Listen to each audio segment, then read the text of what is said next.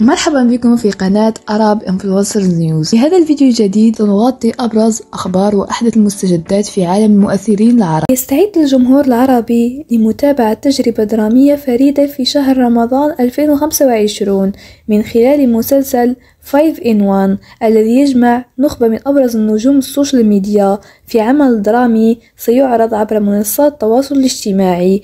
المسلسل من تأليف وإخراج محمد عتال ويتألف من 7 حلقات، يشارك في بطولته كل من غيث مروان، سارة الورع، محمد عتال، عزة زعرور، رامي حمدان، لين محمد، راغدة كيوميجيان، إسلام أفرو، ولانا محمد.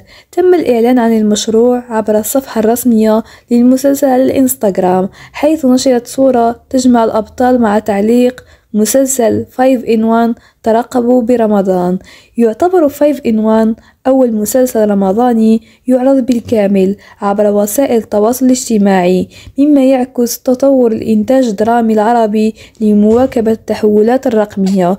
يهدف العمل إلى تقديم محتوى مشوق يجمع بين الدراما والترفيه مع حبكة مليئة بالغموض والإثارة. هذا التفاعل الكبير يعكس ترقب المتابعين لهذه التجربة الدرامية الرقمية المبتكرة. مع اقتراب شهر رمضان يترقب المشاهدون تفاصيل أكثر حول مواعيد عرض الحلقات والمنصات التي ستبث المسلسل، في تجربة تعد الأولى من نوعها في الدراما العربية. هل أنتم متحمسون لمشاهدة هذا المسلسل؟ شاركونا آرائكم وتوقعاتكم في التعليقات، ولا تنسوا الاشتراك في القناة وتفعيل جرس التنبيهات ليصلكم كل جديد. نراكم في الفيديو القادم.